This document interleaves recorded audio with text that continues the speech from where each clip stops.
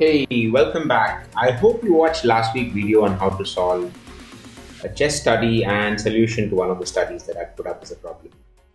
Now, if chess studies allows you to see the nuances typically in an endgame or the different possibilities and helps you develop your calculation, I think similarly instructive games in chess is a wonderful way to understand the nuances involved in the different dimensions involved in chess.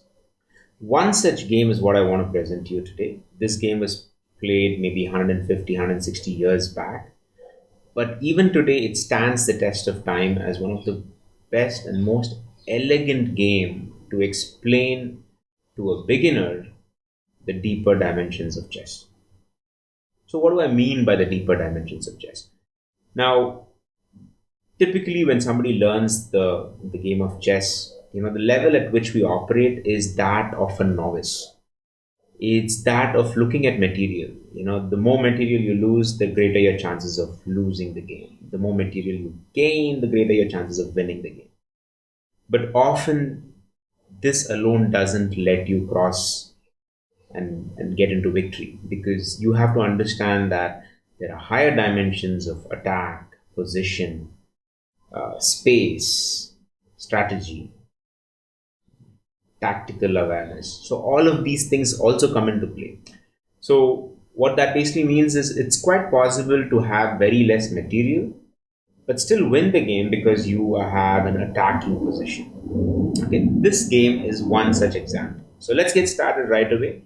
As I said, in this video, this is part one of the video where I'm just going to be talking about the game alone, and I would like you to probably just follow it and stop at critical moments and actually pause and think about what that position has. Treat it like a puzzle there.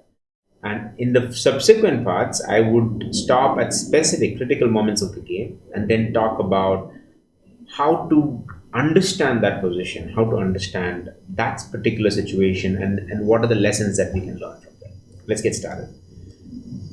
So e4, e5, pretty standard. Knight f3, d6. d6 is not the most preferred response to protect this pawn, but nevertheless it used to be played once upon a time, and still a couple of people play that. It's called the Philodos defense.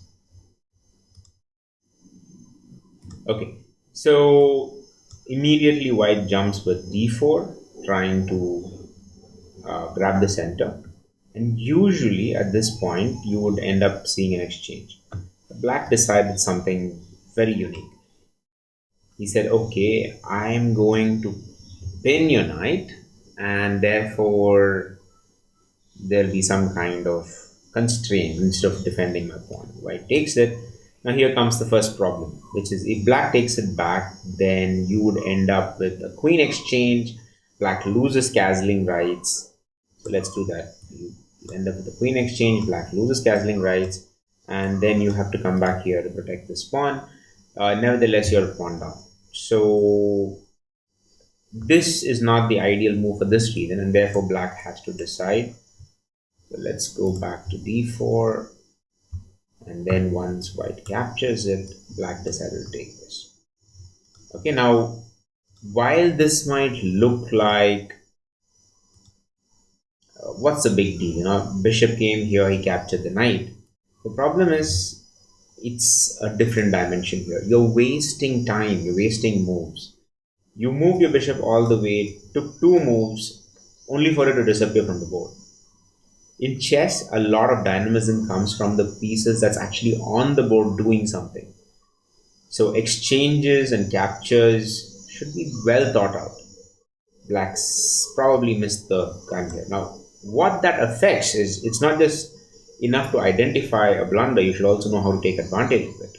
And that's what white did, which is to say, hey, you give me an advantage of time. You're allowing me to develop my pieces, whereas yours is lagging, and that gives me a chance to attack immediately, right? So if black was some novice who didn't understand this attack and moved some, say, knight c6, game over in 7 moves, right? But of course, black was also a decent player. In fact, there were two players, so he stopped it with development. Everything seems totally fine until a continuing attack, which is a battery to attack the f7 pawn and a fork to attack the b7 pawn. Now, there's no way that black defends this. It's impossible to defend both of them. But he's forced to defend in a particular way, which is it's not easy to get a support to the f7 pawn except the queen. And the queen can only move to two squares, either here or here. And if you were to move here, then you can say bye-bye to the rook. There's no way you can save the rook. Or I mean, you can save it, but it's just going to lead to a lot more damage, right? So an example would be that I stop it, and then this gets captured. This is the only way I can save it. Then I get a check here, cannot be defended. King moves here. While you have saved it, you've lost a pawn, but it's kind of super messy. King has moved away. He's blocked his own bishop from coming out, and white can, initially probably just save the knight, save the bishop here, and then go on the attack. So these are all the possibilities. In fact, an even better one here would be just to pin the queen, and that's pretty much game over, right? Because that's like game over. And if you don't want to move the queen here, there's no way of saving the rook. So that in fact tells you that the only possible move here is to bring the queen here. Now you could say like, okay, I'm going to lose this pawn here as well, but there's a counter that black has, which is basically to do a check here with a fork to the queen, and that's the only way to save the rook, but you've lost a pawn. Now, many beginners would probably take the bait. They'll just take the b7 pawn and then continue the game the way it does with the pawn down. But not the player here. His name was Murphy and not Murphy here. Murphy said, you know what? I think I don't want to just capture it for a pawn, because I'm not playing only for material. I'm playing for position, I'm playing for attack, I'm playing for checkmate.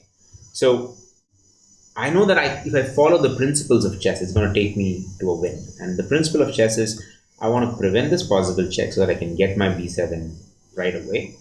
Plus, I also develop my piece, and I'm also supporting that one pawn which didn't have support so long. So now black decides, okay, I need to protect this pawn, otherwise I'm going to lose my rook. I can't move my knight because then I would be losing two pawns. For example, I could move my knight here. That would start with this. I move away, and that's kind of cleaning up the entire queen side. So for that reason, black decided to move c6. So the support came from the queen. And white developed his last piece, pinning the knight. Now this is a very critical juncture in this game. Why? Because let's take a moment to analyze this. White's pieces are out in the open. They are attacking, they are defending, they are all over the place. The bishop is creating a pin. This bishop is attacking f7 on a battery. The queen is attacking b7. The knight is developed and supporting the one weakness or unsupported pawn that white has. So it's massively the perfect game that white can think of. Completely developed, and I'm waiting to castle probably either sides. Contrast this with black. I can't move the knight here because I'll lose this pawn. I can't move the knight here because I'll end up getting a double pawn. Because the knight is not moving, I can't get my rook out. That's the story on the queen side. On the king side, the queen is blocking the path of the bishop, and the bishop is blocking the path of the rook, and king cannot castle because of all of this. The knight is the one square which is there, one piece out there, but the knight cannot move either because you have the bishop pinning the knight against the queen. So in other words, even though materially both black and white are the same, three minor pieces, two rooks and a queen, for three minor pieces, two pieces and a rook, two rooks and a queen, along with the 7 pawns, is pretty much exactly the same. But there is a key difference in that black is constrained, it's cramped, it doesn't have the space, it doesn't have the attack, it's stuck. And this is going to make a very, very big difference. So at this point of time, black decided, I've got to do something. He moved the pawn here, saying that, okay, if the bishop moves there, then maybe I have some chance of development and eventually I can buy it. As you can see, the error that black made was not to lose any material, but he lost time. He wasted moves and that's costing him the game. So white did something very unconventional, which is to sacrifice his knight. Why? Because of the amazing attack that's going to follow. So bishop attacks the queen. The bishop attacks the king. It's a check. The only way to defend this is to bring my knight here. I cancel queenside. Again, an indication of doing multiple things with one move. Not only am I protecting my king, I'm also developing the rook with an attack, which is amazing. So black decides to defend this. And here comes the really cool part, which is rook takes knight, not bishop takes knight. Why? Because the knight can't take it back thanks to the pin. So the rook is forced to take it back and he's under pin himself, which means it's not really a sacrifice that white did. It was just an exchange of a different order, which is amazing in itself. So if you pay attention, this is something that I'd like to cover in one of the subsequent videos, to see that ultimately, even if this leads to a complete exchange, both sides would be losing a rook and a minor piece. However, white doesn't do that. Just doesn't want to exchange it. He wants to double up on the attack. So you have further attackers, and this looks really ominous now, because the rook doesn't have any support. The only supporters are the king and the queen, and therefore if the bishop kills it or the rook kills it, it's pretty much the death knell for black. So finally black decides to move here, get out of the pin both from this side as well as make some space for the bishop, and ask for an exchange, saying, at least clear things up for me. What he did not expect though was a mate in 3. So a check with the fork on the king and the queen. Knight is forced to capture it, can't take it to the king because the rook is also supporting it. And here comes the amazing move. A sacrifice of the queen. It's forced to take it, and then you have a checkmate.